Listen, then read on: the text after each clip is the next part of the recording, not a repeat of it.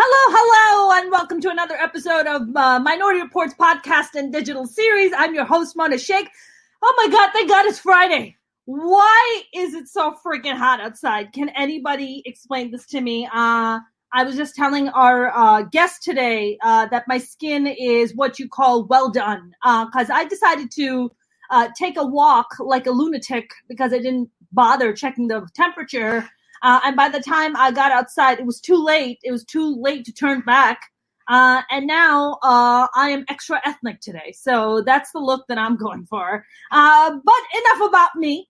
We have an amazing guest on today. You guys know that I try to bring on as many cool and amazing guests as I possibly can. And today's guest is a fellow stand-up comic. I had the privilege of having her on my show last year when she murdered the room, as she always does. She's fantastic. You have seen her. I mean, I was just looking at her credits. She's amazing. She's been on Dead to Me. She's been on the Mindy Project. I mean, she's fancy. What can I say? She's fancy. The very funny Jen Kober. Jen, my friend, how are you? Hello. I'm great. How are you? Oh man, I am extra crispy today is what I am, my friend. That's what I hear. I love hearing people that live in California bitch about how hot it is. You don't know hot. Let me tell you something that you don't know hot. I grew up in Louisiana. Okay? Oh, wow. So not only is it like this temperature hot, like it's clearly like 95 degrees, but it's also 1,000% humidity. Ooh. So it's all about like sweat. It's all about sweat, not just like you take a shower and you step outside and you're like, I need another shower. Right. I grew up in Pakistan, and our temperatures go up to be 120 degrees. Oh. Like our summer. I see what you're doing. You're pulling the Pakistan card right off the fucking back. Listen, we're going to talk. I say Louisiana, and this bitch goes Pakistan. Are you fucking serious right now? Listen, you're like, you don't know. I'm like, no. You're like, bitch, I do know. Apparently, I do know. I'm like, no, it gets super fucking. And even though we have an ocean, it's like supremely hot. So I live very close to the ocean, so I'm very lucky that it really does not get as hot here as it does. That's awesome. Yeah, you're not sweating. So I was shocked. I was like, oh, the AC must be blasting. I don't sweat. I sizzle, and I don't have AC. You don't. Do you live in Santa Monica? I do. There it is. I love that you know where I live just because I don't have air conditioning. That's the Santa Monica signature. If anybody knows anything about Santa Monica, Malibu, and all these places, it's like you don't really need air condition. That's like you don't. Yeah. My electric bill is like $17 a month. Thank you, Jesus. You know what? The rent is $75,000. All right. You know what? This show's over. Let me just end this episode right now because I can't take it. Besides my skin burning, my ass is burning on top of this. Like you pay I have that effect on women. I have to say that. Ass burning. I love it. Yes. That's funny you said that because I have that effect on men because I like to burn their asses. So I get it. That's amazing. Now, how has the pandemic been treating you? Have you been one of those comics who's been very busy with online shows? What have you been up to? I've done some online shows. I'm starting to get a little more TV stuff is coming through. A couple more auditions. I booked a little tiny part on a show and went and got 8,000 COVID tests and did that. Oh wow! So it's starting to pick back up. I'm sorry. Can you talk about that show? What show is this? I can't tell you anything. But let me tell you this. I'm never gonna work again. It's a show that I didn't even know was on television. It's on a major network and it's in season 4. And I've never heard of it. Wow. So I was like, and my friend was like, my mom loves that show. I was like, oh, old white people are watching it. I get it. That's why I'm not watching because I'm not old white people yet. Yeah, exactly. You're not, no one's watching it. I didn't know it existed. And what I thought it was, turns out that's not what it was. Like, so I literally had to like go Google this shit before I showed up on set. So wow. It's a lot. Did you tape the audition like at home and then they just booked you off of that one audition or did they do a callback? No, they booked me. It was 4 lines, girl. Literally, I'm like, I don't think that's him. Listen, It wasn't some pivotal role. It was a part that I think I literally got because I was in town and had tested negative. That's perfect. And listen, it's not like I brought my spirit to the part or anything. You're not going to leave being like, oh, Jen Cobra really made that show for me. It's a good payday, Jen. It's a good payday. Well, you're going to be like, oh my God, was that Jen Cobra? Wait, go back. Listen, who that's not. I'm just looking at the paycheck. As long as you don't have to rely on that extra $600. Well, you know what? You know what the bullshit about it is that I was so excited because I finally qualified for SAG health insurance this year. Yeah. And these motherfuckers raised the fucking... That's fucked up. I saw that. So you had to make 18. I made 19. They're like, now you need to make 25. I'm like, so I got to come up with $6,000 more in a market where there is no... I mean... There's no work. Okay. All right. So... There's no work. I'm getting every procedure done this year. I was just at the ophthalmologist this morning, like, let's get some laser surgery on these eyes before the end of the year. Let's go. Right. So now you're not eligible for that insurance now? No, I have to make $6,000 more this year. And I don't my anger is right now, right at SAG because they're the ones who are changing my insurance. But I'm sure that it had to do with the numbers and an insurance company who, I mean, it's a business, whether we like it or not. This is the plan we've chosen right now. Yeah, I mean, it's really getting affected by all that. I mean, health insurance is big money. Oil's big money. I mean, they just Amazon is big money. There's food delivery, hand sanitizer, Lysol wipes. These are all companies I wish I had some stock in. Big money. I mean, Zoom is big money. We're not using Zoom, but Zoom is really big money. Let me tell you this. The first show I did with Zoom, I did with other people. Oh, wow. So I didn't know any of the caveats or any of the things that could go wrong. Wow. And then I was like, it was easy. I'm telling my agent, it was so easy. Book these colleges to have me come do this with Zoom. It'll be fine. So I get myself a room set up. I pay the little fee. I go to do a show at a college, and I didn't know that you were supposed to close it off and not only let certain people in the room or whatever. And we start getting Zoom bombed by some college student. So I'm telling a story. You know how my act is stories. Yeah. So I'm telling a story about my grandma, about sweet Nana. And right onto the screen pops a big black fella just holding his wiener. Yeah. Yeah. And I'm like, and then I'm like, because I can see the screen. They can still hear my voice, but they can still hear me. But on the screen is this big black fella. And I'm like, oh, dear God. Now, listen, I have been heckled in a lot of ways. Okay. A lot of very creative ways. No one has ever hit me with the big black cock right visually in the middle of my show. And it was hard for me to regroup. I'm not gonna I bet you're just like, I got a blackout from this. I know, right? And as it turns out, it was one of the college kids, fucking with the event, trying to be funny and whatever. There was one kid in the room. I don't think on Zoom at first they realized we could see them too. So there's one kid in the room just blazing up a bong and shit, just the most opaque, huge billows of smoke coming out. And I'm like, do you get that there are professors in this room, friend? And you are just token up in front of everyone. We can all see you. We see you. There was one couple at one of my Zoom shows that just slept through. They had their screen up.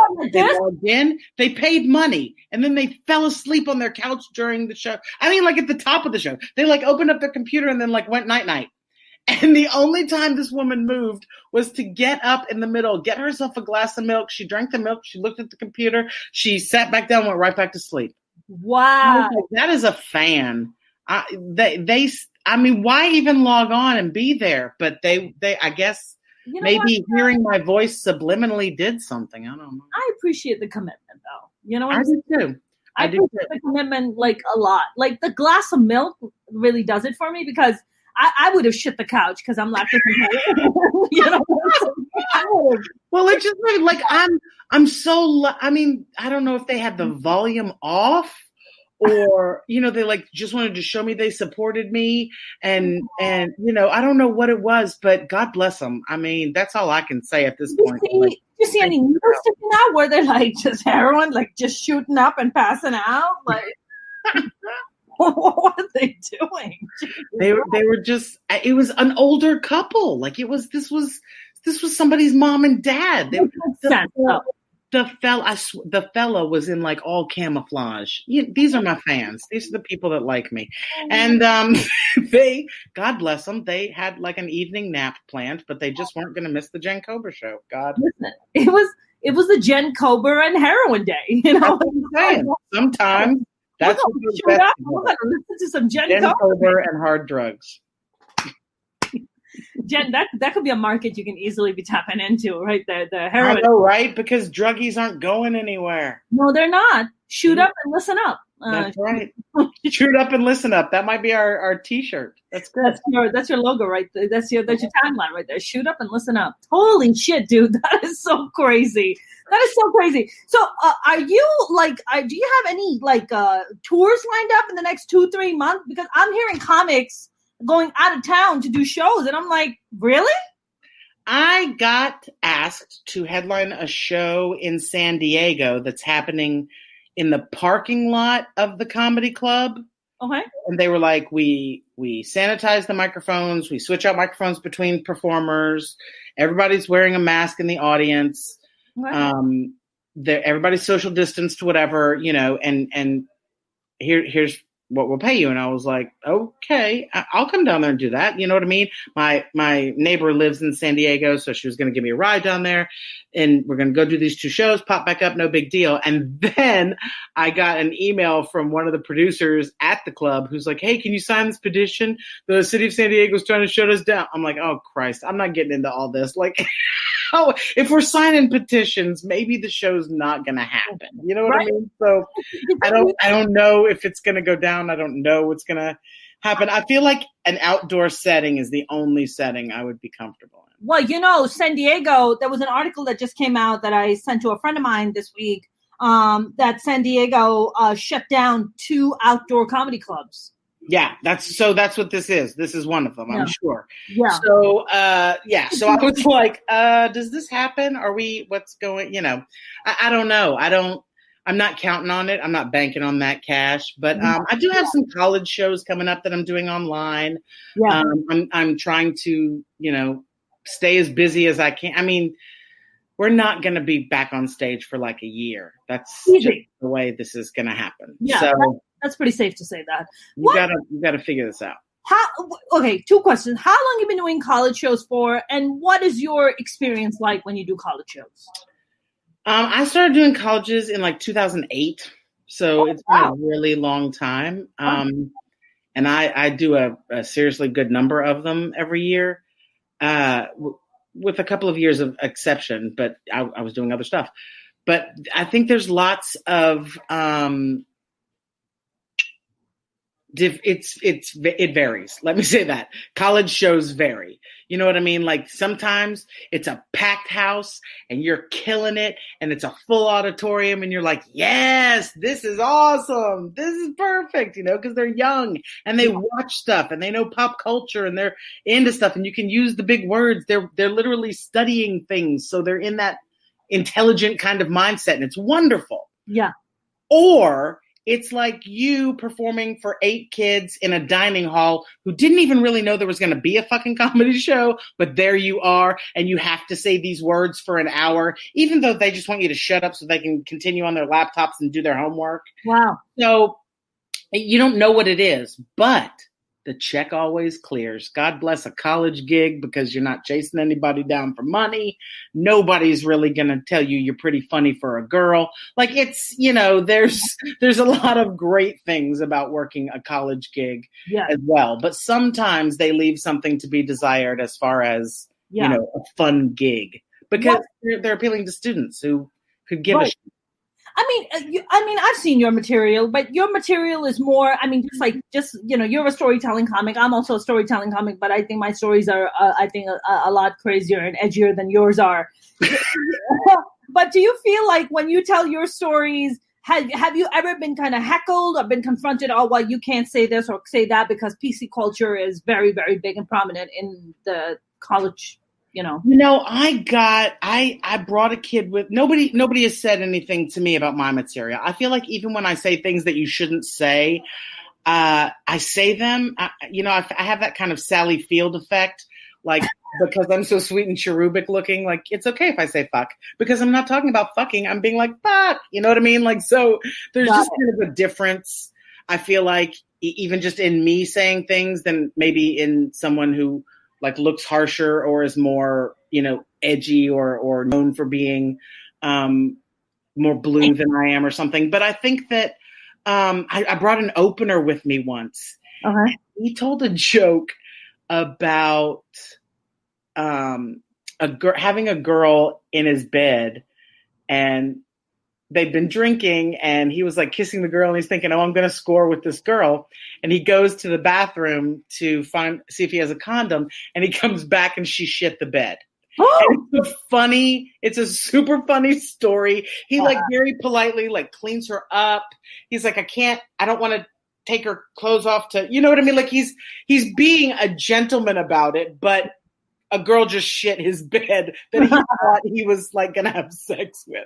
Oh. So he's all in like Casanova mode and there's shit in the bed. Yeah. So it's really funny. It's a really funny story. Yeah. And I thought nothing of it when he told it at the gig. It got a great response at the gig. Everybody laughed. We moved on. And then, like days after the gig, I get a call from my agent. Apparently the school called her and they just couldn't believe that he told a story about taking advantage of a drunk girl. And I'm kind of like, they kind of insinuated that it was like date rapey. And I was like, clearly you weren't listening to the story. You know what I mean? Like, no, he kind of shit. Like, I know. That's crazy. But they acted like they were going to have like workshops with the students over the trauma that this kid caused with this story. And I was like, all right, I have what I call a $1 million list of college schools. And those are colleges I wouldn't go back to unless they paid me $1 million. Wow. So I like to say that school made the $1 million list. And they loved me. But I mean, if you're going to be that, I listen to the story. It's not like when I bring other people with me, I watch them. I see what they do. Yeah. For the very reason, right? Yeah. I don't want somebody to say like, oh, your opener said blah, blah, blah. Or, and I want to see if they can do it because I'll tell you this, I have taken some very talented, very funny people to a college gig and they couldn't make that shift. There's a shift, there's a different vibe. They're a different kind of crowd. And if you can't come at them from the right way and get them from the beginning, they're not like real forgiving and I'll get them in the end. No, you won't. So it's a different beast. It's a different beast. And so I want to watch the people I bring with me so I know who's doing it well and who's not. So I know who to bring with me next time. Right. I want to be somebody that's going to kill. Yeah, absolutely. 100%. I've done a few colleges. I had a very interesting experience. I had Jackie Cation on last Friday on. I am like, she just touches my heart. She is one of the top 5 comedians of all time that are living for me, simply because of her incredibly huge brain. Like the girl is so fucking smart. Her jokes are smart. Her material is smart. There's a bit she did before about, like it was about getting spanked, I think, and how she would be reading and then somebody would do something and it's just, I can't even remember that's how I know something's funny is when I can't remember the actual words of it. And all I remember is like, I laughed so hard. So she's so smart in everyththing she does. I mean, she's just fucking good. I think, when I look at somebody like Jackie Cation, I look at somebody like Laurie Kilmartin, another great one. Yes. I look at these outstanding and phenomenal comedians, and they've been in the game for 25 plus years. sometimes upsets me and like saddens me that they're not a household name around the world. Actually, not just around the, I mean, they should be really in the top 10 of Forbes list. Like they should be getting paid on that level. Yeah. And they don't nearly have the kind of accolades and the kind of money that they make simply because the time that they started doing comedy, and even today, women are just not, as female comics, you know this, I'm preaching to the choir over here, like we are not valued on the same level as a dude telling a joke about how he was stroking his dick all night. And the women that are talking about men. The women that are talking about men, right? Because they're part of the bro club. Yeah, that's what we want. We want these women that, it's girls that even if they aren't talking about men, they talk like men. Like it's there's a broiness to it. Yes. So you either become a bro or you're part of the bro clique, right? Yeah. So it's like, oh my God, I'm like so pretty. I'm just gonna Charlie Dick you like me. Give me stage time, and you're just. I never responded to those. There's a girl persona of comedians that talk about what sluts they are and how much they drink and what drunk sluts they are when they drink, and like that just never appealed to me. And I call it the Chelsea Lately syndrome. It's and Chelsea Handler did it the best. Yeah. But there were I feel like 8 other comedians that I could, rattle off, but won't, that are sort of wannabes of that. And she came along and did it well. And then the rest just sort of, to me, looked like copycats or clingers or it didn't catch for them. Yes. And the reason is because someone else has already done that. So, it just, but that certain persona never really appealed to me. Yeah, me neither, Jen. I think for me, it's also, maybe for me, it also is like a cultural thing in the sense that, I came here, I moved to the US when I was 15. So I grew up in a conservative Muslim household. You don't drink, like in a conservative Muslim country. You don't drink, like you can't even find alcohol. Like you go to bar, you can't find alcohol. There's no bar.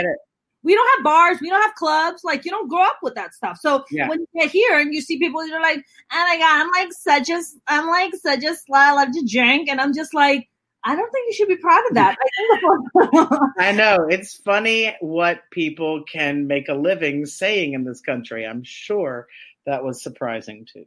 I was just like, wait, why would you? But the first time I heard it, I was like, why would you say that? Like, why would you people that and listen, there's some amount of it. It's not that I don't think those comedians are talented or good or whatever. It's that to me, what I'm looking for in a comedian is somebody I want to listen to more of. I want to know their ideas on things. I get where they're coming from. Their perspective is so very strong and focused to me that I'm like, oh my God, I got to hear what Chris Porter is saying about the fucking quarantine. I got to hear what, whoever is saying about, comedians that I like want to hear from that are like hitting it. You know what I mean? Like, yes. So for me. And so I want to hear like an hour of that. When I think of that sort of persona, that like drunk, giggly girl, whatever that is, some people do it well, but I can only take that for about 10 minutes. Yeah. And then I'm like, channel change. Like I don't. I think your tolerance is a little higher than mine. Like the moment I see them backstage, I'm like, I'm out. Yeah.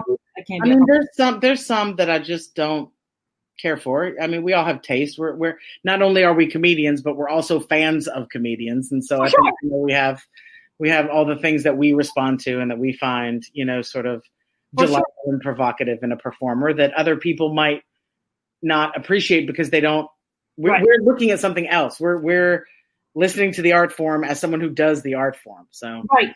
We're also like in the trenches, looking at somebody who gets out of the trenches for a little bit and then comes back, right? So for us, our perspective is not just as an audience, but also, wow, I'm also a comic, like from that comic brain you're looking at. Yes. You're looking at I really do want to kind of sit down with somebody like a Dane Cook who just had everything happening and then just didn't. You know what I mean? Like, or even like a, somebody who, sort of phased out. I mean, when I was a kid, I used to love so many female comedians who just don't do it anymore. They don't do it. They're like, bye. You know what I mean? Like Rita Rudner, I could watch Rita Rudner like read the fucking phone book. I used to love her. I don't know why. She was like some sweet little ditzy white woman talking about her married life, and I was like a fourth grader, but I thought she was fucking funny. You know what I mean? Like this sort of, and I think that having come here, were you watching stand-up comedy before the age of 15, before you got here? I watched stand-up comedy of like local stand-up comedy in Pakistan. There were only 2 big comics at the time. Of course, they were men. I had never seen a woman do stand-up comedy ever, because that's not like the environment I grew up in. That's interesting. It's not until I moved to the U.S. That the concept of stand-up even started to sink in, that that's actually a thing, and that people can make a living doing it. Right. The first time I watched stand-up was the monologue for David Letterman. Because being a New Yorker, right? Going to New York, so I'm like new to New York.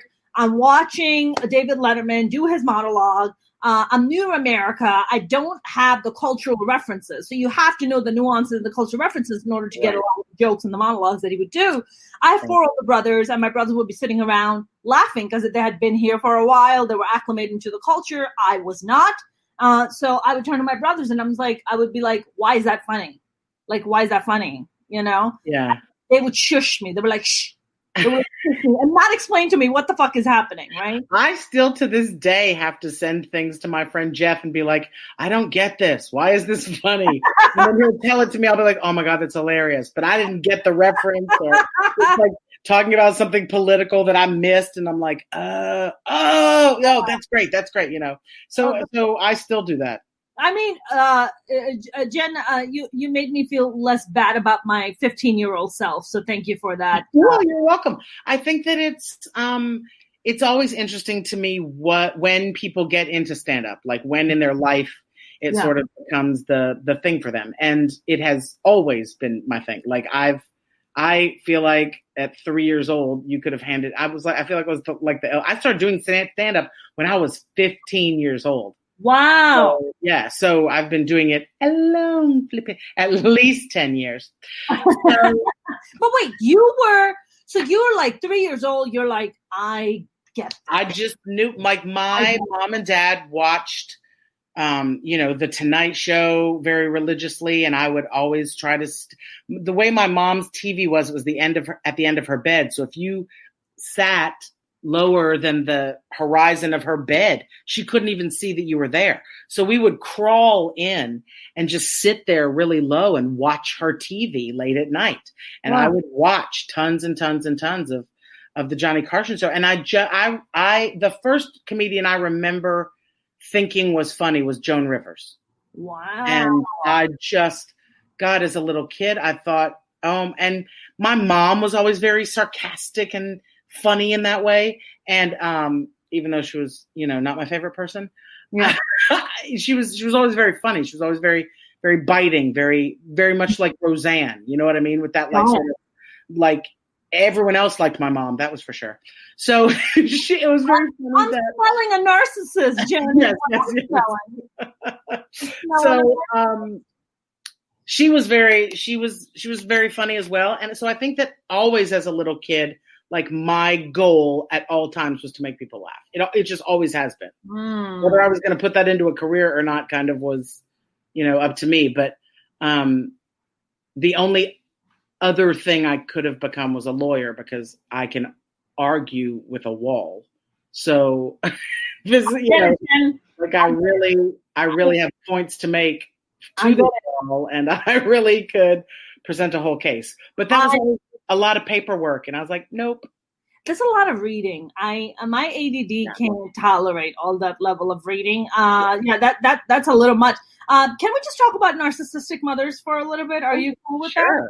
Okay. So I also have a narcissistic mama, and that's how I detected that the moment you said that, and I was like, okay, I know about that one. My mom. So I mean, I grew up with a narcissistic mom. Do you feel like you were like 3 years old, 4 years old, you're like, I'm super attracted to doing stand-up comedy. I just gravitate towards the art form.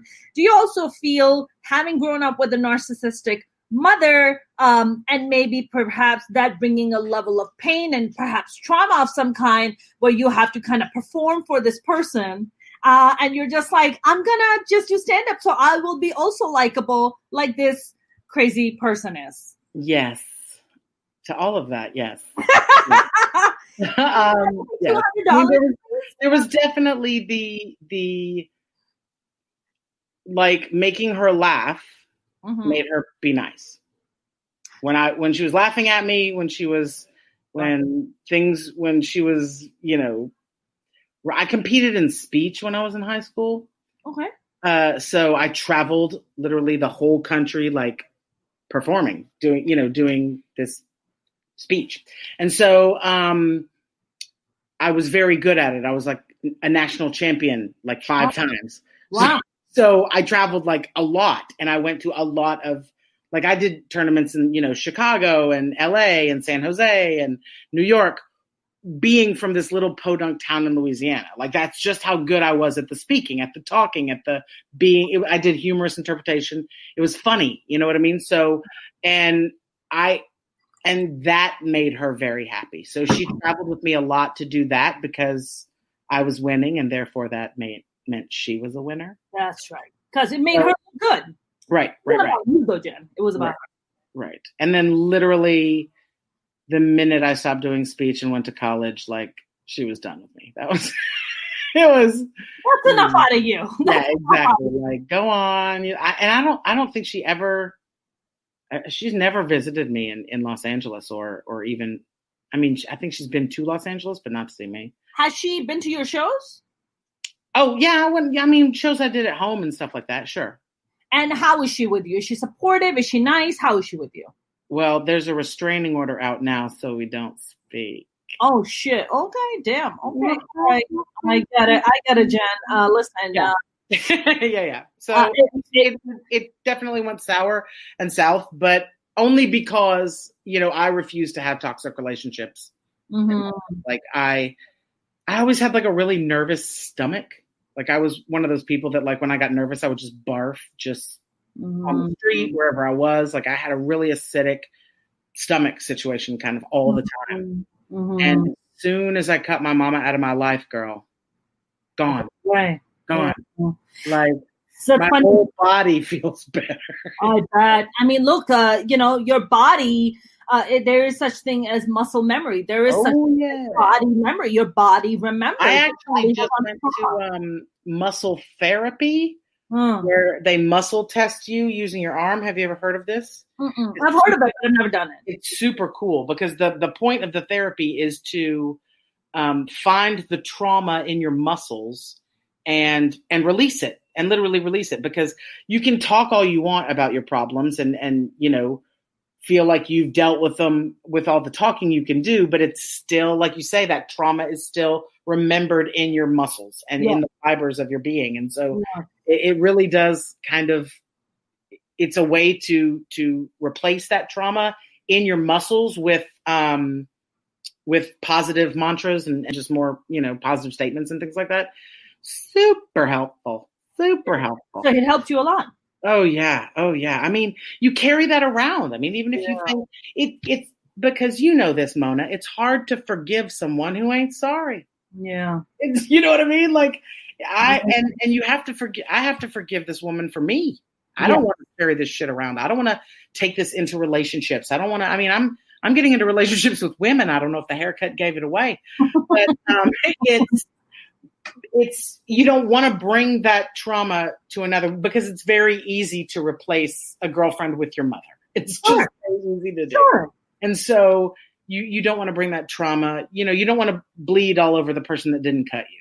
Yes, is the thing. And so I think I've taken the attempt to forgive and the attempt to, evolve and change myself very seriously. And that was like a lovely, I felt like I had dealt with it. But when I released all the stuff with this guy, I was like, oh, wow. I even feeling like I had dealt with so much of it, I still had so much of it, that sort of residual emotional bong resin that we all carry around with this, even when you think something is kind of over and done with. So, I mean, it's interesting. You said that about the stress, carrying the stress in your stomach.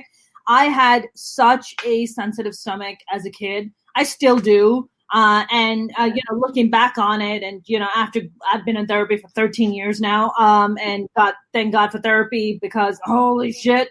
I mean, my stress was also always in my stomach, and as a kid, I didn't understand that, and I'd be in pain, I'd be tumbled over, and I'd have my mom like screaming on top of me. And the more she screams, the more the pain kicks in, and you just don't know what the fuck is going on. And then as an adult, you're like, oh, it was your crazy bitch juice. Your crazy bitch juice that was fucking making me sick. Yes. Sick.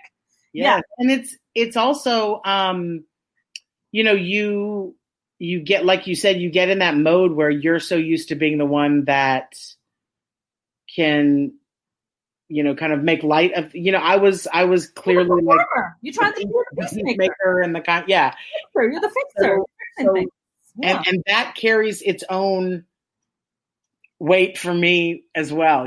Like that's also something to let go of, is that like, I don't need to entertain everyone. I can let that be my job and then be how I really am. And P.S. naturally, I'm an entertaining bitch. I just am. I'm fucking hilariously funny almost all the time. And I'm a genuinely happy person now. Yes. But there was a time, because she put me through so much shit, where I just thought, is this cavern of sorrow ever going to end? Mm-hmm. And someone said something to me that I thought was so beautiful. And they said that, that sadness is carving out a hollow so that you can fill it with happiness, And so that was such a lovely image for me to take with me from all those things and to try to actually do, Do you have siblings, Jen? Do you have siblings? Or do you have brothers? I do. I have a sister and a brother.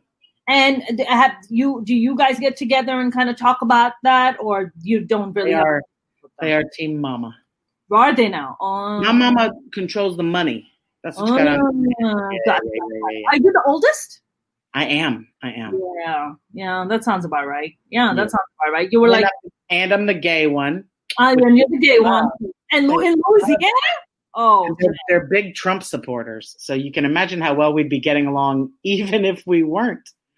So that's not going to work out. No. It's not. They're. Yeah. How much, Jen, do you think? I mean, you're just like you said, you're a natural born entertainer. You're naturally funny. That's not something that you have to kind of put an effort in. But how much do you feel has trauma played a life in you being funny and becoming who you've become? I mean, I think it's the base for it, for sure. I mean, I think that what the key to it has been for me, and I think one of the reasons that I am so funny and that people do like relate to it so much, is because I'm putting that pain into it. Like, I'll tell you about the pain. I'll tell you about the time I got the shit beat out of me with a spatula. I'll tell it to you, and it will be hilarious, even though at the time, you know what I mean? It wasn't. I think that's kind of the catharsis of it for me. And looking back on it, it really was funny, but at the time, oh my God, I thought I was, living in a nightmare. So it's very funny, the things that we cling on to from childhood, the things that we don't. I mean, I'm sure there are things that happened that if you told them to me or showed me that they happened, I'd be like, oh God, I don't even remember that. You know what I mean? Like, it's funny what little, and other things that could have been just as minuscule. I'm sure there are things that my mother doesn't even remember saying, and those words ring in my fucking ear loud all the time. And she probably doesn't even have a cognitive recollection of saying it. You know what I mean? So you don't ever know what's affecting someone. And Yeah. The answer to that is to just be kind in most situations. And so, I read this really great quote by Jim Carrey, and he said, it is possible to forgive someone and never let them back into your life. It is very possible. Agreed. Right? Just because I forgive you doesn't mean I need you back in my life. Agreed. And that was the place I got to, even with my talkie therapist, was, even if my mother came to me now and admitted everything that I think she did, right? Even if she said all of the things I wanted her to say, I wouldn't believe it. So what's the point? You know what I mean? Like there's no amount of her that's going to fix what hurts in me. And so I have to fix what hurts in me and kind of come to that place within myself where I can say, you know what? I run this bus. Yeah. I'm the driver. Right. I say who gets on and off, and it's going to be a good time. And if you don't want to be on it, bye. I genuinely feel happier without her in my life. Now, my father and my siblings are a different story, but her, I'm certainly like. And what's your relationship like with your dad? Is he supportive of you? I haven't spoken to the man. I have not spoken to any of them since 2014. Wow. That's it's very hurtful, Jen. I went through this thing with my family. I didn't speak to them for 8 years. I mean, I have 4 older brothers. My father passed away back in 2005, so can't talk to him anymore. But my mom, it's like this weird, tumultuous relationship. And she's currently in Pakistan, and I called her the other day to check up on her because I wish my mother was in fucking Pakistan. What the fuck? Dude? I would give anything. I'm like, Mom, what the fuck are you doing in Pakistan in the middle of a goddamn pandemic? Like, you know what? Your logic, your world, live how you want to do. I'm not even gonna fucking touch that. Like, you do you, boo. You do you. Exactly. I called my mom up and I was talking to her, and she was just like, I'm so happy you're not married and don't have kids. Jen, what mother says that to their daughter? Girl. Jen, what mother? Tell me, Jen. When I came out to my mother, she told me I murdered the child that she raised. So mamas got their own little digs. They just, I think they don't even think about what they're saying. You know what I mean? I think that, I think as they get older, the filter, the facades come because it's a lot of work. It's a lot of work putting those filters and facades. I love you. And it's like, bitch, you don't. But, and when those filters come down, I think, one thing that I've realized about my mom is, or actually just about narcissists also in general, they don't really love themselves. If you love yourself, it's all about insecurity. They are the most insecure people on the planet. I'm like, there's no way that you can love yourself and treat yourself this way. There's just no way. Yeah, girl, listen to me. The one thing that also helped me in the forgiving of my mother without actually dealing with her is knowing that someone hurt her. Someone was this way to her. I'm sure it was her father, because I knew my grandmother and this isn't how she was. Yeah. I think that she saw narcissistic behavior in him rewarded. I think she saw him get everything she wanted, and she wanted to be that way as well. She grew up as an only child, even though she had other siblings. They didn't live with her. She was, so I think she kind of got a little spoiled that way. And I think that she was very hurt by her father. And so that's what she knows, Oprah says it, hurt people. But go Oprah. So by knowing that, really that is the only thing that makes me like have compassion for her. Yeah. Is that knowing that like she's not, this isn't happening in a vacuum. It's not like she's evil and has been possessed by the devil, even though it very much feels like that sometimes. Right. She this was done to her. She was hurt by someone, and while that doesn't make me want to have her in my life, it does make me not want to smash her head with a skillet. For sure. 100%. Jen, like your, I don't know what kind of relationship you had with your siblings growing up, but I had a very kind of, our family dynamic was very strange. Are you the only girl? I'm the only girl. I'm the youngest. I'm the youngest. I have 4 boys. Yeah. 4 boys. Like, that's a lot of testosterone to get through and to deal with. And 2 of my brothers were given expired vaccination for polio, and they ended up getting polio because of it in the 70s in Pakistan. Yeah. So 2 of my brothers have polio. Yeah. Yeah. Yeah. And that's how we started. So what did that do to them physically? I mean, it cripples you. You're crippled for the rest of your life. I know we can't really say that word anymore, but you're handicapped for the rest of your life. My second brother has polio in both his legs, and my third brother has polio just in his left leg. So they had to go through multiple surgeries. They had to put screws in their legs to keep their legs straight. They have to wear crutches. They have braces on. And they wonder why nobody wants the shot from Russia. Fuck. Oh, my God. Like...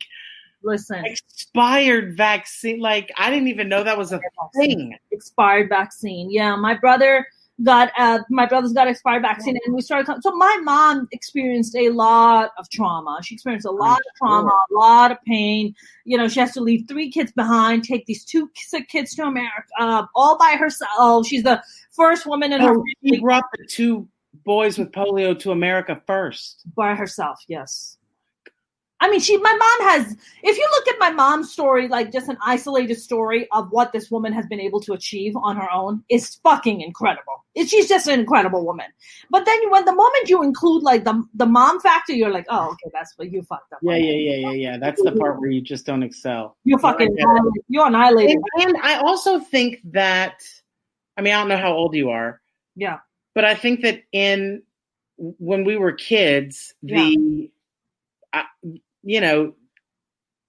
like a sort of parenting how-to, I feel like, movement that kind of happened. You know what I mean? Like, we're not going to spank our kids anymore. We're not going to give them a bunch of sugar. We're going to make sure that they, we don't hit them. We're going to, they have like all these like rules that they follow now. My mama could drive a car and beat the shit out of you while you were in the way back of that car, while she was putting on eye makeup and fucking playing with the radio. Like, there was I didn't wear a seatbelt ever in my life. Wow. The playground had concrete.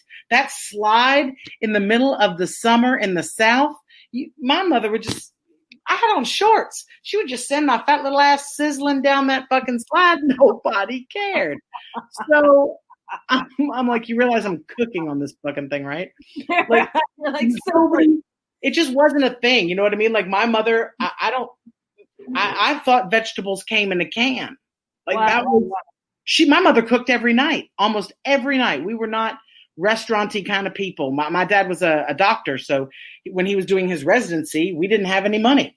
So, my mama cooked every night, but I thought vegetables came in a can. Like, that's the way we were raised. Like, macaroni and cheese in a box. That's, and now there's all this fresh food and love your children and make sure that they do this and speak to them in this way. And that stuff just wasn't around when we were kids. No. And so, me neither. Well, it certainly wasn't fucking around when she was a kid. You know what I mean? So there's just that vocabulary, that space that you leave for children, that space that you leave for compassion, that space that you leave for, listening, some sort of intuitive, empathic experience with your child. That wasn't happening. It just wasn't. My mother put me in front of a television at a very young age. Yeah. And, this close to it, nobody gave a shit.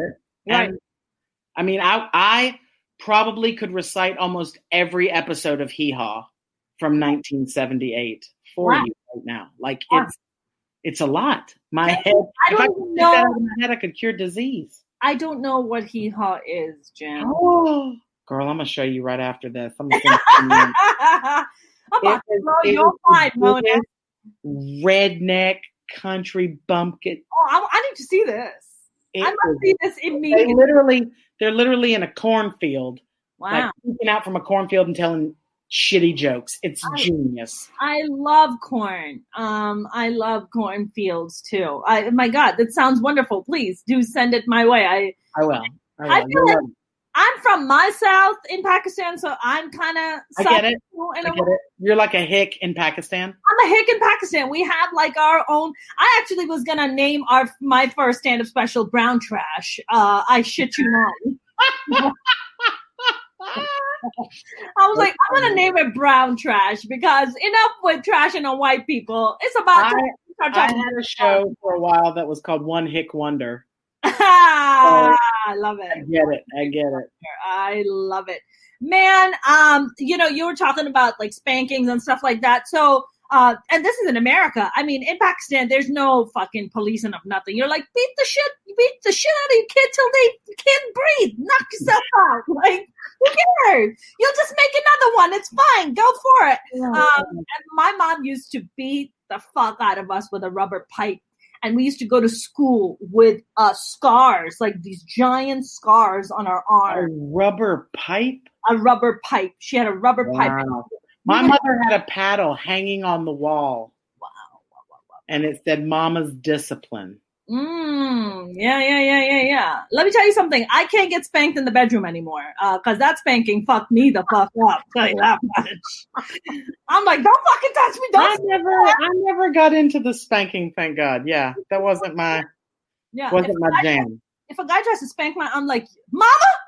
And let me say this: I was recently with a girl who wanted to be spanked, and I was like. I did it a couple times and I was like, I can't do this. I don't want to be turned on by hitting you. Like, I don't think that's a good connection for me to make. I feel like that's. I think people who have gotten spanked as children go either one of two ways. Either they end up loving it or they end up fucking hating it. I don't think there's a middle ground to this. Yeah.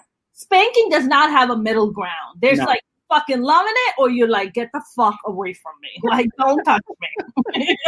And I'm in the latter for sure, all day, every day. We were talking about family traumas and fucked up shit. So here's a little something. Like I mentioned, so when I moved here, my parents lived in Pakistan, and I was sent here to live with my 4 older brothers. So at the age of 15, I'm like cooking and cleaning and doing all the domestic stuff for my brothers and stuff. And Cinderella, it's just like that little Cinderella story. Only I haven't found my prince yet because he doesn't exist. But I remember this one incident. So I guess when you grow up in violence and physical violence, because I grew up in a very physically violent household. My dad used to beat the shit out of me. My dad used to beat the shit out of my mom. It was just a lot of violence in our house growing up. And then when I moved out here, one Thanksgiving, one of my brothers got really mad at me and pulled a knife on me and tried to go after me. And I literally put on my jacket. So imagine like it's wintertime, East Coast. I forget. Yeah, I think it was Thanksgiving, and it's like fucking 30 degrees outside. And I put on shoes like quickly because there's no time to wear socks because brother's out there with a fucking knife trying to take me down. And I remember like just fucking walking outside in the cold for like 2-3 hours because I was too scared to go home. I was too scared to go home because I was gonna get fucking stabbed. Wow, girl. Once again, you're just trumping me with stories. Like, hey, don't be using that word Trump. Sorry, I used it in its verb form, not the. Yeah. But it's not about trumping you. It's just about relating. No, I get it. No, I'm teasing you. Yeah. But I think that the stabbing is always to be avoided at a family gathering. Just a little bit, especially when there's nowhere to go. And you just kind of grow up with this kind of stuff, and I don't know how long it took you to kind of start talking about your traumas. It's taken me a solid 10 years to finally work up the courage to talk about it, to make it funny. I was like, how the fuck do you make this funny? And then it eventually becomes funny. And B, it's just like, how the fuck are people going to react? Like, are people going to just hate you? I do a bit in my show now where I say, look, the toxic person in I don't like my mother. And I say, and when I say that, many of you are like, but that's your mama. Don't you ever say that's your mama. I don't care. You only get one mama in this life. You say that because you had a mama. That's right. Okay, you had a mother. You had someone who was very nurturing and very like caring, and who, even if they were a bitch to you, like they were your mama. Like that's not who I had, right? Yeah. I had an enemy of the state. So that's just not my experience. And I said, and listen, I didn't know if you could cut your mama out of your life, but I Googled it, and Google said yes.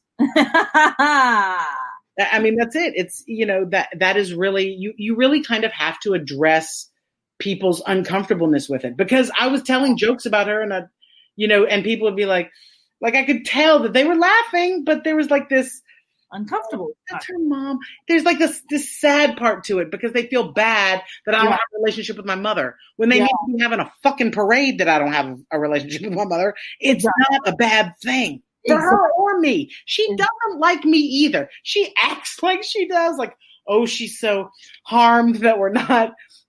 Right? She sent me a fucking. I got a message on Instagram when this whole coronavirus thing first went down. And my mother, it wasn't even, my mother's got me blocked on everything. So it was just from like Steph 475, like a bunch of numbers. And it just said, even though nothing has changed because of your behavior, I pray for your safety. Oh, Jesus.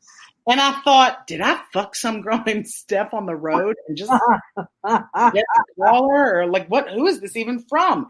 And then when I realized it was from my mother, I was like, oh, geez. This bitch is going to, like, and that's the thing.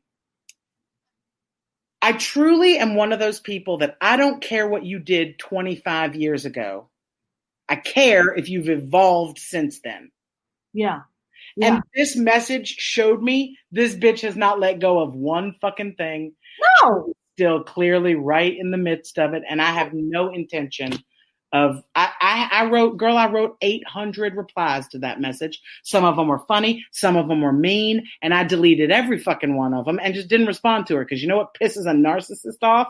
Yeah. When you won't fucking respond. That's right. Because you don't engage. Yeah. So that's the only way you win with them. So I don't.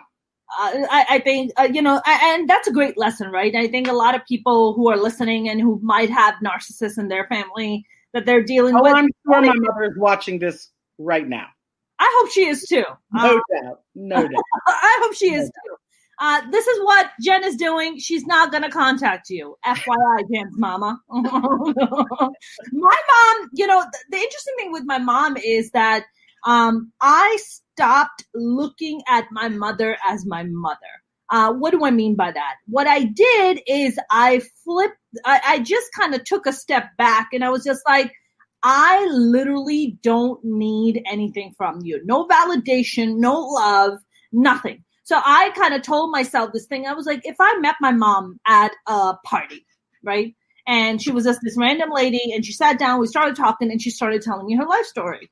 I was like, how would I feel? I was like, I would feel a lot of compassion for this woman. Like, she has been through a lot. Now, minus the, I haven't really gotten to see the narcissistic side of her, but just her story of all the trauma and all the bullshit she had to go through to be where she is.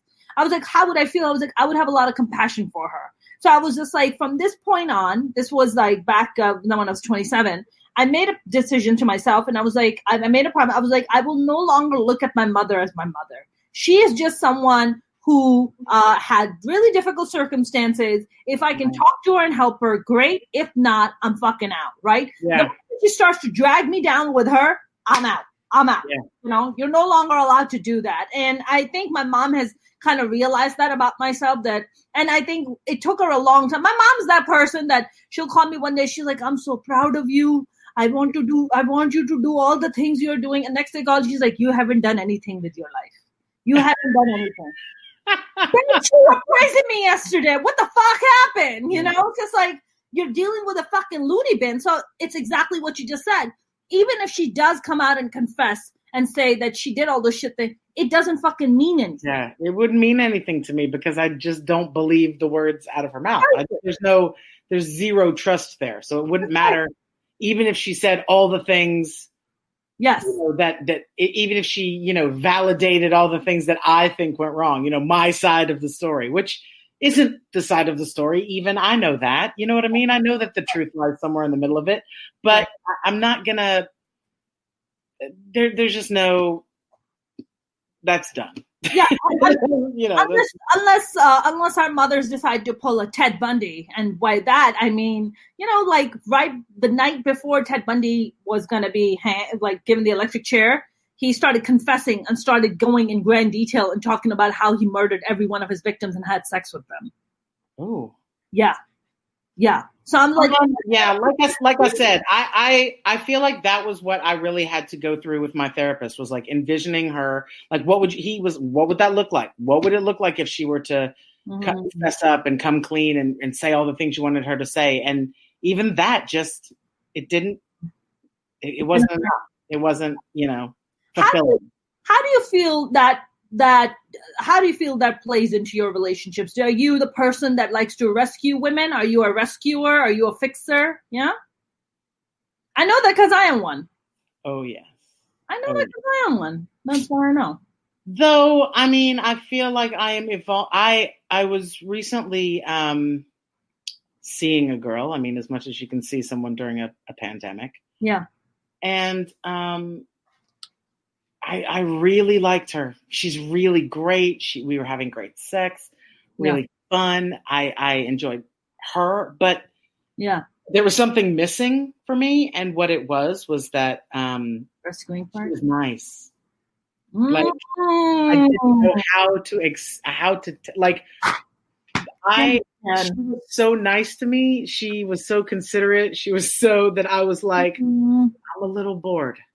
Oh, I know, girl. That was like 4 more therapy sessions, but it was very interesting that I'm so used to trauma, to volatile situations that, P.S., I do a lot of help in creating, that this being so normal and healthy felt boring or simple or you know what I mean? And so, yes.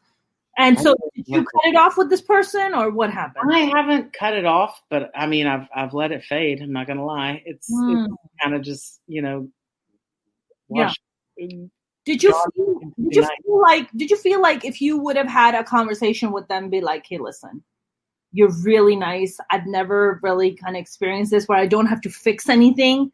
And I'm feeling a little bored. It's not because of you. It's because of my own shit, I did not say that because I did not feel like that would be received in the way that it was meant.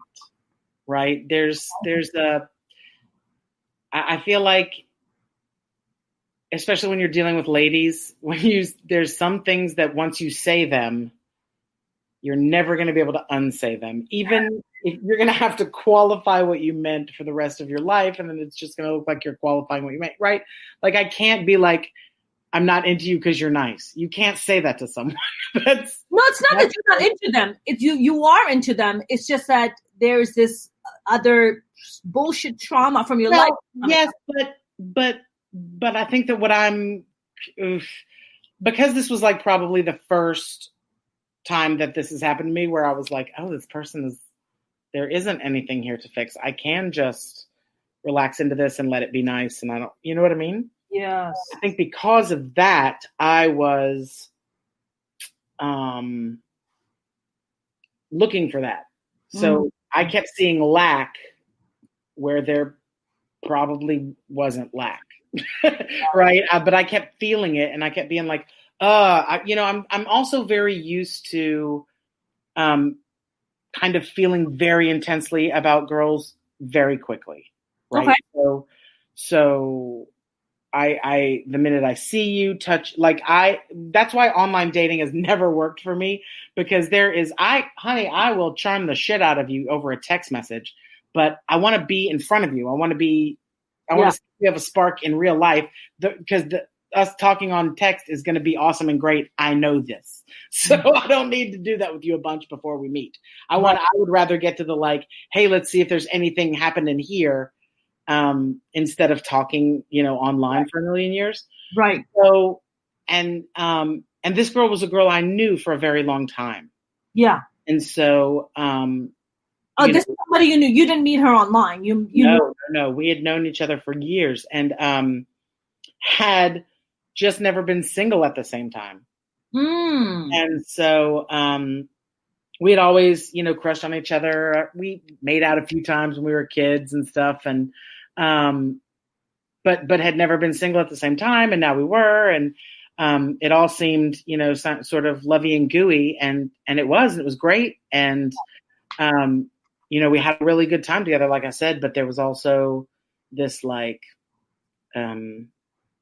it's too nice. Yeah, like, can we? I didn't want to have a fight. Like, it wasn't like that was what was missing. Oh, but no, I know exactly.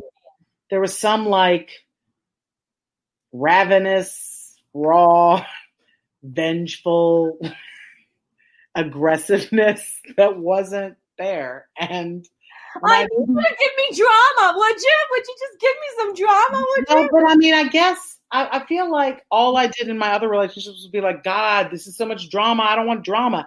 And so I don't think it is that I want drama. It's that I want like there to be like some excitement. Yeah, excitement. Like something I don't know, something I'm contemplating. Like, is this what? You know what I mean? Like, right. And I feel like, once all our cards were on the table and everybody was kind of dealing on the upper deck, I was like, oh, maybe. Yeah. Maybe this is. But but Jen, don't you think that is like such tremendous progress? The fact that for sure. The fact that you're just like, okay, I'm now in a healthy space where at least I'm attracting healthy people. Yes. Which is great. Now it's just about finding the person that excites me also and keeps me engaged and has all these amazing qualities. Exactly. Yeah. That's great. Yeah, I am so not there right now. I am surrounded by broken and fucked up and narcissistic men. I don't understand how people date boys. I really don't. They're so completely inferior to us in every fucking way. Yeah, and it's so rough. They're emotionally unavailable. I really don't know how straight women do it. I don't know how you do it. And we have to deal with like penises that are not always the best. It's painful. It's like physically and emotionally fucking. I was dating this guy right before the pandemic hit. And he was very charming and we met, like we were hitting it off and stuff. And then he started like maybe like 2 weeks in, he was like, hey, I kind of lost my apartment because it was flooding in it. So, you think I can come and crash with you for a little bit? Nah. What? Then he was like, yeah, I gotta go get Airbnb. You think I can borrow $400 from you to like get into it? Nah. Oh, hey, can you drive me? Because I lost my car too. So, hey, can you drive? I was like, well, who is this motherfucker? Where did you find him, Craig? Motherfucker. Yeah, this motherfucker should be on Craigslist, okay? Like a broke one. Where'd you find this? On a fucking dating app called Hinge. I deleted that shit. I have deleted all the apps. Nah, I have I hang out with my neighbor here, who's a straight girl, and the stories she tells me from that app kill me. Hinge, right? Yeah. Trash. Totally. Absolute dumpster juice men is what they should call themselves. I wrote them a message right before I left, and I was like, you guys are literally the worst dating app out there. Yeah. Kill yourself. Like, you guys are fucking atrocious, okay? This guy, it's just like one broken person after the next. I met this other guy, very nice, very sweet, and I was like, something's wrong, something's fishy about the situation. What does he have? 3 kids with a crazy ex who's an alcoholic. He's living in the house with them because of the COVID? Oh, no, thank God. No, not but lives nearby. And then on top of that, also got a crazy mama who's always fighting with him and the crazy. I was like, I can't do this. My friend tells a great story that she got set up and she got there and the guy was a little person and she didn't know it. But, she's a totally human great person. She sat there and got to know him and she was like, he was really cool. And, and then, he never called her. So she's like, really? And then she goes on another date. and it's also a little person. What? Yes. And she thinks, well, now the universe is telling me something. Yeah, there's a man. Her soulmate is a little person. Right. So, I mean, there's just, you don't ever know how it's going to go. And I think that it really, what dating online really is an exercise in being kind to people who you have no intention of ever seeing again for one meal. Jen, that's not how I see it at all. Like, not in the slightest. That's noble of you. That's very noble of you. Yeah, that is not how I see it in the slightest. I kind of see it as a way of just going there and just getting your self-esteem just smashed into pieces. Just like, is that what's happening?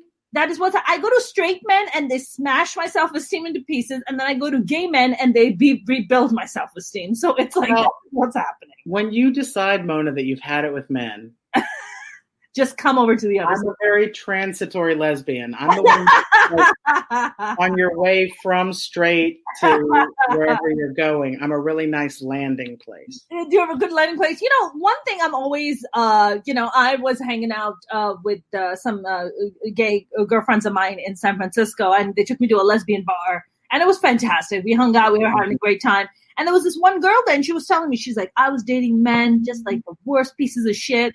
And she's like, the moment I like switched teams, I went to the other side, I've been with girls. And she's like, it's like the happiest I've ever been in my life.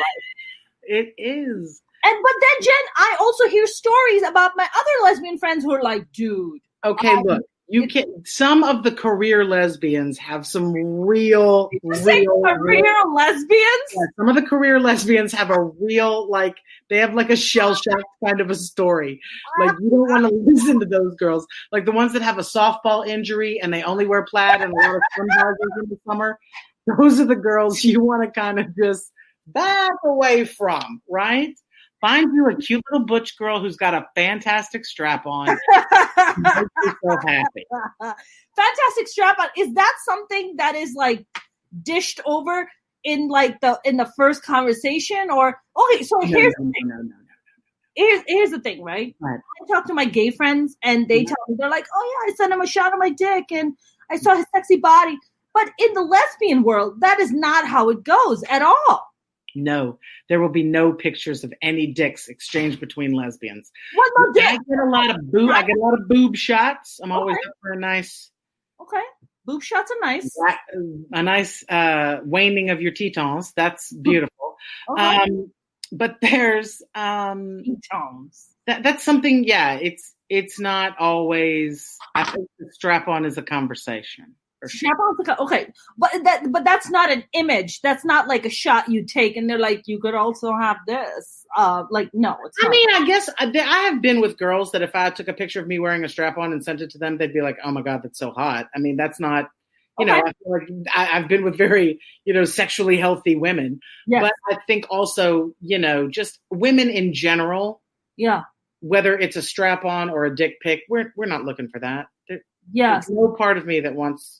Yes. And that's interesting, They're not known for being attractive. Yes. Trust me. I have been around quite a few. Yeah, it is not. It's not a lot of fun. One thing that I come across a lot in the straight dating world with men, and I don't know if that's the same for you in the gay world, is that men love to talk about themselves. They don't want to engage you. They don't want to ask you questions. Is that also relevant in the gay world? I think it depends on the person. When I'm seeing someone, I want to talk about them. I feel like I spend a lot of time in my life talking about me in settings like these or, interviews or being on stage. Like I have plenty of outlets to talk about me. Yeah. So I feel like I'm always trying to kind of draw out other people and hear their story and what they're about. And, that way I can see, do I see myself sort of, meshing in with this person and their habits? But also I think that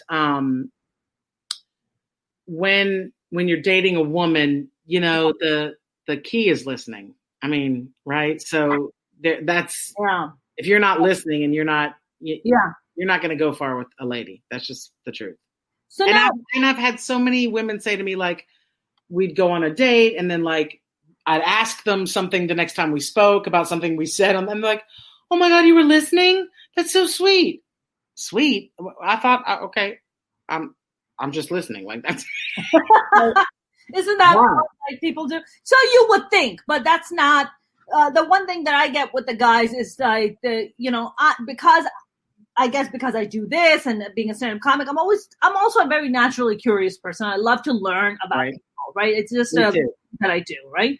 I think also as stand-up comics, I think it's also part of our skill set of just kind of learning about people and listening. But with guys, they'll just be like, yeah, keep asking me. You just go ahead.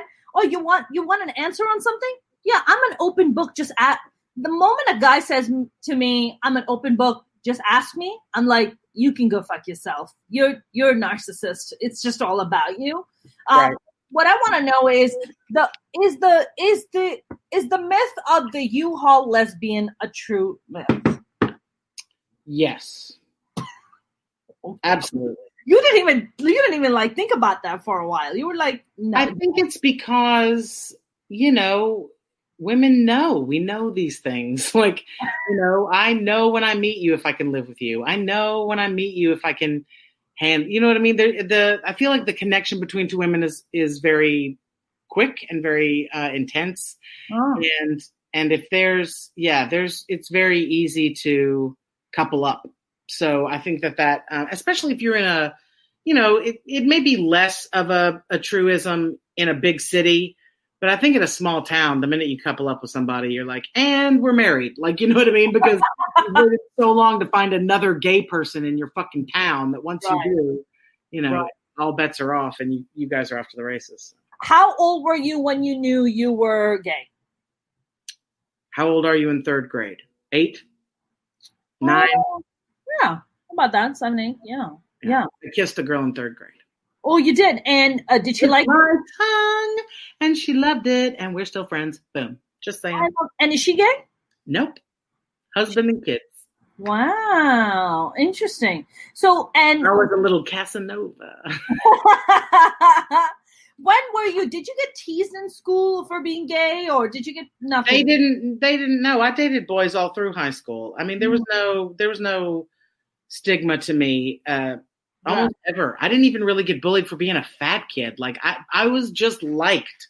You know what I mean? I was everybody's friend. I wasn't in any kind of group or anything. I hung out with these kids. I hung out with these kids. I mean, everybody loved Jen. You know what I mean? I was like a funny little class clown. And so I didn't, so I really didn't suffer those things very luckily. And I'm very, grateful that wasn't my path.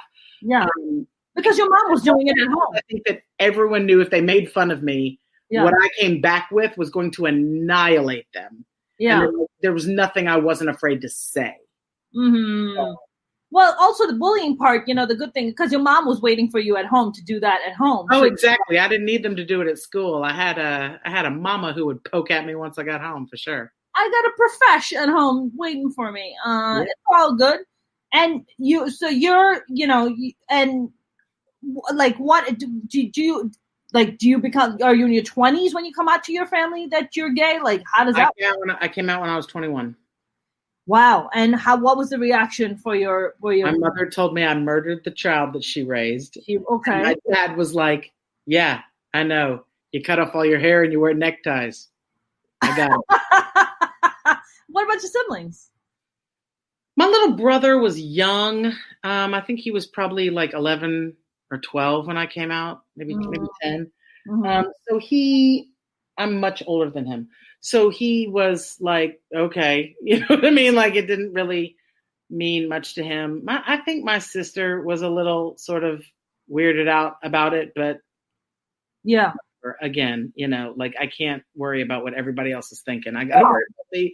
So, and I did that. And I was very, very lucky that I never felt like, whether they accepted me or not, I didn't care. I was going to live my truth and say who I was and what I was doing and never be ashamed of that. So I was lucky that regardless of how they think they raised me to behave, they certainly gave me confidence. That's wonderful. What about your sweet Nana? Did you sweet Nana know?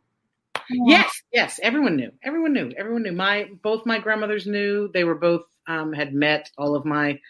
In fact, how were they though? How did they receive it? I mean, I'm thinking about conservative Louisiana grandmas. I think one grandma was like, well, Albert's got a daughter who's that way, right? And then my other grandma was like, that's so cute. And then my other grandma, my mom's mom, I don't even remember having a conversation with her about it. I think she just always knew. I think maybe my mother told her and I didn't even have to be there for it. I don't know. But she never was like, I mean, no one ever said anything to me like, don't be that way, or you shouldn't, or it's wrong, or any of those things. I think my mother didn't want people to know because it was a stigma to her. Right? It was socially stigmatic. I don't think she truly in her heart cared, but it was a big deal because other people would know.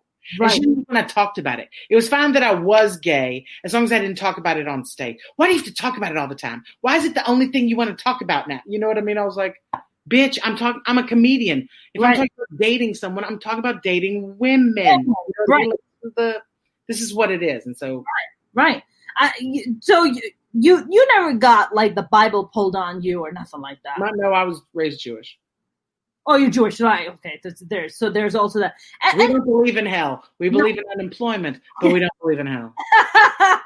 Hey, I think one of my absolute favorite things about Judaism is the fact that there is no concept of hell. Yeah, it's perfect. It's so great. It's freaking great. I love it so much. So what's gonna happen now? So we can't get up on stage for about a year. I am finishing my book. I am putting the final touches on a rewrite of a screenplay. I am hanging out with my friends. I'm learning how to cook. I got an Instapot. I got a KitchenAid mixer. I'm just doing all I can do to stay busy and keep myself moving on up, Jen. That's amazing. No, my friend just walked in with hi-ho cheeseburgers. This is my life. What is hi-ho cheeseburgers? I need to. You've never had hi-ho cheeseburger? No, where is this? Where is it? Hee-haw, hi-ho cheeseburgers. What is happening? It's in Santa Monica. It's got no air conditioning. It's good. What? I want a cheeseburger now. It's funny because after this, I'm going to go meet another comedian friend and sit down and have Italian dinner with her. Oh, now you're making me jealous. Where are y'all going? We're going to the Grove somewhere. She picked a spot. And I love that. That's what's been really nice too. I had a half birthday on Wednesday. I don't know if you're happy belated. I'm a child and I do. And my sweet friend here took me to, where did we go? Nueva. It's this amazing, it was a new restaurant. This restaurant had opened like the night before. Wow. And she took me there and honey, they were zapping our temperature and everybody had on a fucking face mask and it was very intense, but once just to sit down and be outside and like eat a meal where someone else was like, what, like it just felt so good, even though like we were being served by people in hazmat suits. I'm not kidding you. Like, so seriously. And I'm glad that they did, but like it felt so good to just have that one little outing. You know what I mean? It really does. I feel like what's going to be lovely for me is this appreciation I now have for doing things. Because girl, I am a homebody. You could stick me at home for 2 more fucking years and I'd be just fine. Yeah. It's been so nice to like now appreciate getting out of the house. Yeah. Going and having a simple meal with my friend. It was lovely. Yeah. I am a homebody like you too. I love being home. I have a 5-year-old pit bull that I live with, and let me tell you something, Jen. Let me tell you something. I was at this friend that I'm having dinner with tonight. She was telling me that she was getting like catcalled. While she was walking by herself and she was getting catcalled. She was wearing shorts. It's fucking 91 degrees outside today. And she was getting catcalled, and she was like, "These motherfuckers coming out and fucking catcalling me." And she's like, "A bitch can't even wear fucking shorts in this heat. Like, what the fuck, you know?" So she's walking. She's like, "I'm fucking sick of this shit." And as she's walking, and they were saying some like anti-Semitic shit at her. She's Jewish, and then anti-Semitic. And she was like, "How the fuck were they saying, yo Semites? Yo Semite, yo Semite?" he was calling her like a Zionist bitch or something like that. I was like, I would have punched a motherfucker. How would he even know she would? I know. I was like, wearing a Star of David? What's happening? That's exactly what I said to her too. I was like, are you wearing a Star of David? Are you wearing a face mask with like the map of Israel right here? Like, what is happening? And she was like, I don't know how the fuck they know. And I was thinking about that, and I was like, man, here she is. Like, when I walk with a pit bull, nobody catcalling me, Jen. I get it. There are no catcalls. I assure you. You keep your pit bull, girl. Because they look at her and they're like, nice dog. I'm like, that's what I thought. That's what I thought, sir. Exactly. That should be your response. No, this has been such a great and enlightening conversation. I know we're going to start wrapping up, but I wanted to talk to you briefly about this whole thing that's happening with Chris D'Elia, Brian Callen, and they're dropping like flies, Jen. They dropping like. Girl, I have to say this about it. First of all, I have not even really followed it because this is not news to me that male comedians are skags, especially when they're on the road.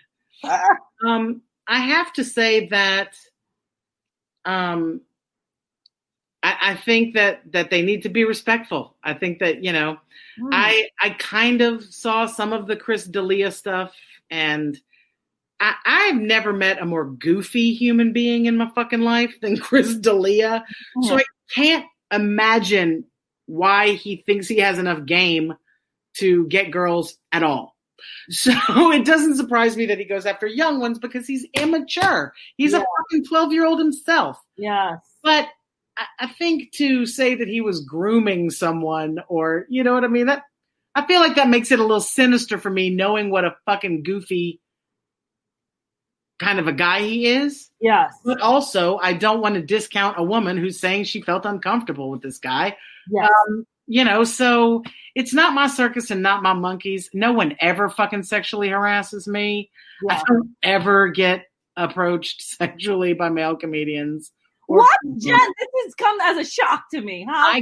You know what I get a lot of? I get a lot of boy comedians come up to me and being like, look at that. They want to like parole girls with me. Like they want, look at this bitch, blah, blah, blah, blah. I bet you, why don't you take her from the front? I'll take her from the fucking back. Like that kind of shit. I get that all the time. Wow. So that is when I turn to them and explain to them that despite this haircut and the manly swagger with which I carry myself, I'm a girl, and you're not going to fucking speak that way in front of me. Well said, Keep your little dick back up inside of you. Right? Oh, Jen. My thing about these guys kind of dropping like flies. I'm not shocked. Who is? Listen, I read so many of these messages that Chris D'Elia was sending out. I mean, they're like really horrific. Like this one was really stood out to me. I believe it. I'm from behind a texting thing. I think it's, you could say all kinds of things. I have terrible, I'm sure if you read some of my dirty texting with people, you'd be like, this bitch is sick. But I mean like. No, but you're doing it to an adult. Yes, I am speaking to an underage girl who's like, I'm 17. You're not sending that shit to a 17-year-old. I agree. And look, I think he should be reprimanded. I think he should be spoken to. I think he should face some amount of ridicule for this. Yes. Yeah. He got his shows canceled. He got dropped by CAA. Did he touch anyone? I don't know about the touching, but I mean, let's be real. His daddy is Bill D'Elia. We haven't seen the last of Chris. Yes, for sure. For sure. If Louis C.K. can come back, certainly Chris fucking D'Elia can too. Listen, if guys can jerk off in potted plants and still have a career, I think Chris D'Elia is going to do that. Harvey Weinstein. Oh God. He was jerking off in a potted plant. I don't even want to know this stuff. Like the things that boys do. I just don't even want to know. I don't want to know. I don't think he knows that plants don't need protein. He doesn't know that. So like, they don't need protein. Like it's the wrong place. I'm just putting it out there. Fucking ridiculous. Jen, where can people find you and follow you? JenKober.com. My last name is Kober. It's like sober, but with a K. So her with a K. I like it. And what about your JenCober.com? My Instagram is @JenCober. My Facebook is /JenCober Comedy. Yeah. Very, very easy to find. You can Google me and see my mugshot. There's a lot of good stuff. Yes, we can. Yes, we can. Do you have any online shows coming up anybody can catch? Or I am doing some online shows in September, so you can check the website for when that's all happening. I'm doing some shows with Genie Cast again. We had been doing them, through the end of May, and then all hell broke loose, and sure. I was like, I can't be funny right now. I need some time. Yeah. So I'm glad we took the break. I'm glad we had the hiatus. Yeah. And I'm glad that we now have, candidates to talk about. Yeah. Listen, I have a congresswoman coming on as a guest next Friday. Congresswoman Katie Hill. Where is she from? Oh, she's from California. Openly bisexual Katie Hill. Is she hot? She's very cute. Yeah, she's cute. Yeah? You need to Google it. She's single. She's totally single now. All right. Got divorced. She got divorced from her husband. She was seeing this 20. She was involved with someone. But I don't think she's involved with anybody anymore. But don't quote me on it. But she's wonderful. She's very, very sweet and very intelligent, very well put together. So that's what I need. I need me a hot politician, yo. I need that hookup, man. Let's go. Let's make the hookup. Bitch out. Shit. Jen, this was so much fun. I'll bring you back on again soon, but this was a lot of fun, and thank you so much for coming on. Yay. Thank you for having me. It was super fun. Anytime. Thank you very much. Go get your High Hope burgers. Jealous. I'll pour a little out for you. Just hold on to the moldy one till I see you next time. For sure. Take a bite in it. Oh. You're awesome, Jen. Thank you very much. Thanks, darling. Thank you. Take care. Bye. That was the wonderful and amazing Jen Kober. I hope you guys had a great time. I had an absolutely fantastic time. Oh my God, the time just kind of flew by. I didn't even realize the time had flown by, but she's so wonderful. So like I mentioned, Congresswoman Katie Hill is going to be coming on as my guest on the podcast, and I can't wait to have her on and talk about her book and everything. She's just wonderful. So if you guys haven't subscribed to my channel, please do. It would mean the world to me if you haven't followed me on my Instagram and Twitter at Mona's Comedy. I'm on Facebook at Mona Shake Comedian. You can also follow me at Mona Shake Comedian, which is my full name.com. And have a great weekend, you guys. I will see you guys on Monday with a lineup of fantastic new guests, new topics. Have a great weekend. Stay safe out there.